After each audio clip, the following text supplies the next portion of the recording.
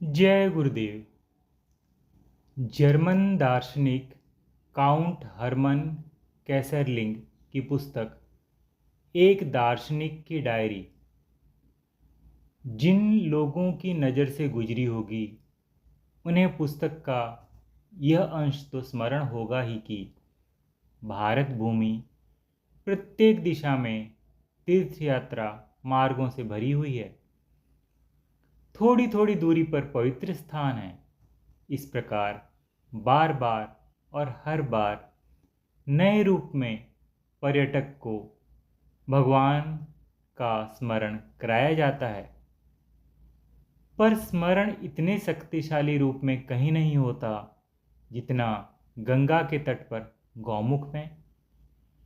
गौमुख से गंगा घने पर्वतीय जंगलों से होकर बहती है, जहाँ ऋषि मुनि निवास करते हैं, जिनके लिए जीवन मरण समान है।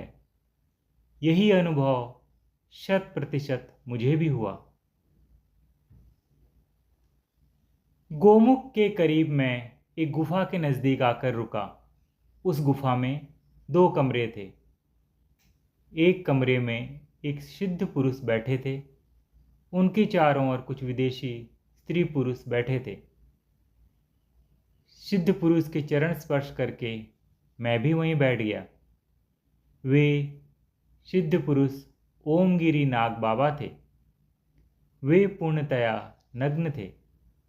उनकी जटाएं काफ़ी बड़ी थीं और उन्होंने अपने शरीर पर भस्म लगाई हुई थी। ओमगिरी नाग बाबा के चेहरे पर अद्भुत तेज विराजमान था। ओमगिरी बाबा की वाणी में अद्भुत मिठास थी। वे अंग्रेजी में विदेशियों से बातचीत कर रहे थे। मुझे आश्चर्य हुआ कि मैं तो गर्म कपड़े पहने हूँ और तब भी ठंड से किड़किड़ा रहा हूँ, जबकि नाग बाबा एकदम नग्न हैं और फिर भी शांत बैठे हैं। नाग बाबा ओमगिरी ने मुझे जड़ी बूटियों की चाय पीने को दी। उनसे इजाज़त लेकर मैं वहाँ ध्यान करने के लिए बैठ गया। गुरु के ध्यान के बाद कुंडलिनी शक्ति के जागरण से मेरे शरीर में कंपन प्रारंभ होना शुरू हुआ। श्वास प्रश्वास धौंकनी की तरह चलने लगी। मैंने ओमगिरी बाबा से शक्ति एवं प्रेरणा देने का अनुरोध किया। ओमगिरी बाबा बोले, तुम चाहते क्या हो?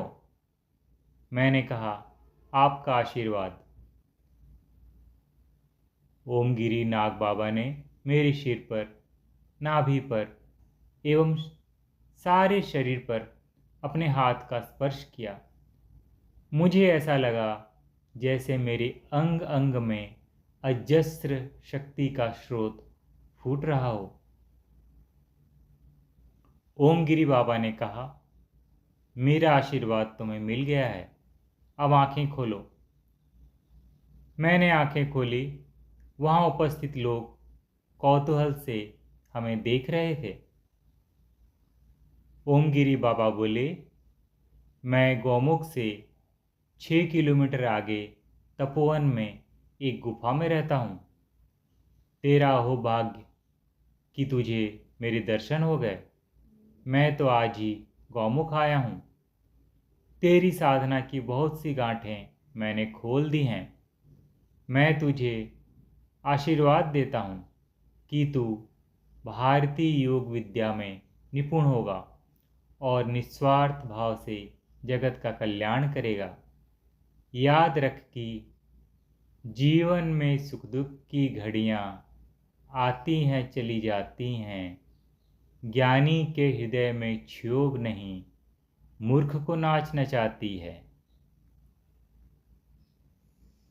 मैं अलौकिक आनंद में मस्त हो गया था। ओमगिरी बाबा के पांव छूकर मैंने उनसे विदा ली और उनकी गुफा से बाहर निकला। अतृप्त नयनों से एक बार फिर उनकी गुफा को देखकर मैं गौमुख से वापस बर्फानी बाबा की गुफा में आ गया। बीच में प्रयागगिरी की कुटिया थी। बर्फानी बाबा मुझे देखकर खुश हुए। बोले, आओ, मैं तो तुम्हारा ही इंतजार कर रहा था। उन्होंने दाल रोटी बना रखी थी। बड़े अपनत्व और प्रेम से मुझे खाना खिलाया।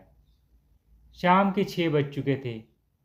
मुझे अपने साथी रविंद्र का ख्याल हुआ कि वह भोजवासा में अकेला बीमार मेरा इंतजार कर रहा होगा। मैंने बर्फानी बाबा से कहा, मैं अब चलूँगा। मेरा साथी मेरा इंतजार कर रहा होगा। मुझे उसके पास जाना है। बर्फानी बाबा बोले, आज की रात तुम यहीं रुक जाओ, सवेरे चले जाना। तुम्हारे साथ रहकर मुझे अच्छा लगेगा। बर्फानी बाबा के बार बार आग्रह करने पर मैं उनकी गुफा में ठहर गया। अंधेरा हो गया था, अतः बाबा ने भी घी का दीपक गुफा में जला दिया।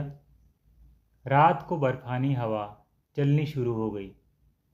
गुफा का दरवाज़ा बंद करके हम धूनी के पास गर्मी ले रहे थे। बर्फानी बाबा बोले, मैं अभी साधक हूँ, सत्य ज्ञान की खोज में गौमुख में रहता हूँ। यहाँ नित्य नए अनुभव होते हैं। तुम भी एक साधक हो और सत्य ज्ञान की तलाश में हो। अब मैं और तुम दोनों दोस्त हो गए हैं।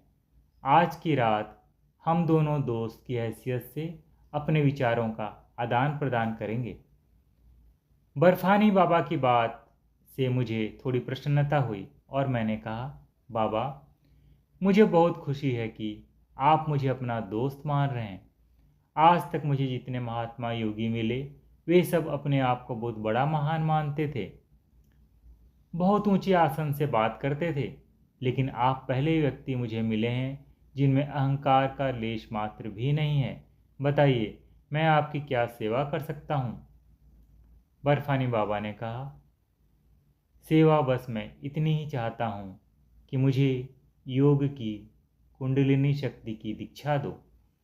मैं गंभीर हो गया और बोला, लेकिन इसके लिए तो आपको मुझे अपना शिक्षक मानना होगा। उन्होंने कहा, ज्ञान प्राप्त करने के लिए मैं समर्पण करने को तैयार हूँ।